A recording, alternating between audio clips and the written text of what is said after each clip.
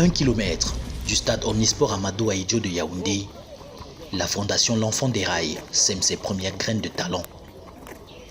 Près des rails du quartier Eligedjoa, les formateurs du Rails Football Academy, la première académie de football féminin du Cameroun, s'attellent à façonner les futures étoiles du pays, voire du continent africain. Elles sont une quarantaine, âgées de 7 à 18 ans et reparties en 5 catégories. Il y a Achéri, Ida, Gertrude et toutes ambitionnent de devenir joueuses professionnelles comme leur idole et promotrice de la fondation, Gaël Deborah Nganamouit. Je suis Franck-Éric Neko, directeur technique de Rail Football Academy, créé par Gaël Nganamouit.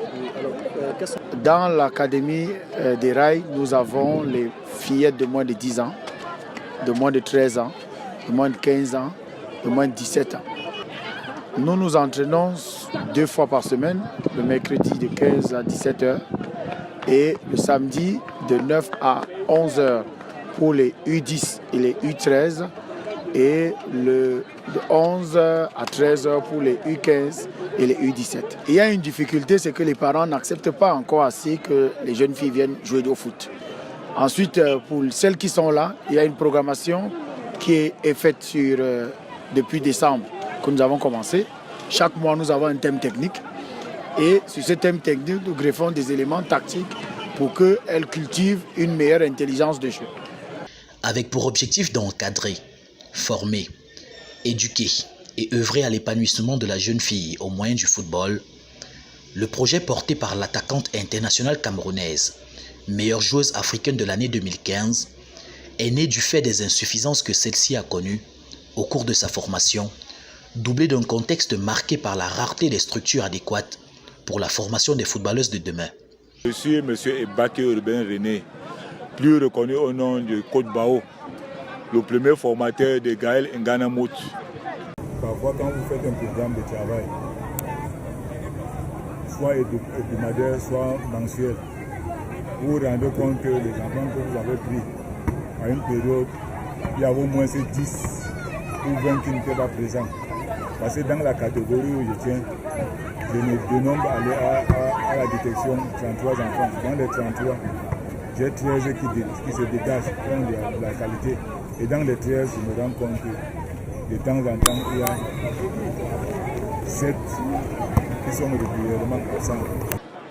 Tout ce qui concerne le matériel didactique, pour le moment, nous n'avons que la chaîne de coordination et les ballons, quelques chasubles et des jets de maillot. Or, nous avons besoin de beaucoup d'autres.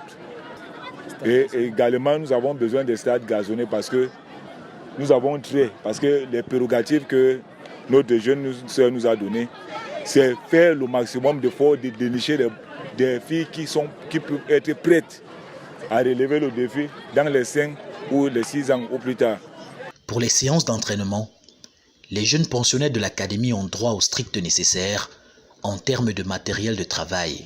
Je commencerai par ce qui nous manque, c'est un bon terrain pour que les jeunes filles s'expriment, que ce soit plus facile pour nous parce qu'avec tous les éléments extérieurs à la performance, les personnes qui interviennent hors du terrain, les motos qui passent, ça nous perturbe parce qu'on est obligé chaque fois d'arrêter. Mais en termes de matériel d'entraînement, nous avons nos maillots, nous avons des ballons, nous avons des plots, nous avons tout pour entraîner les filles. Et maintenant, c'est au-delà de ce que nous voulons faire, c'est avoir un terrain exceptionnel. Malgré les conditions difficiles, joueuses et encadreurs ne baissent pas les bras. Il n'y a rien qui puisse véritablement les freiner. Ni la poussière, ni les va-et-vient des riverains, et encore moins ces motos, qui toutes les minutes traversent leur terrain d'entraînement. Je suis M. Abo Assanadabo, je suis kinésithérapeute de l'académie et kinésithérapeute de l'équipe nationale depuis 23 ans.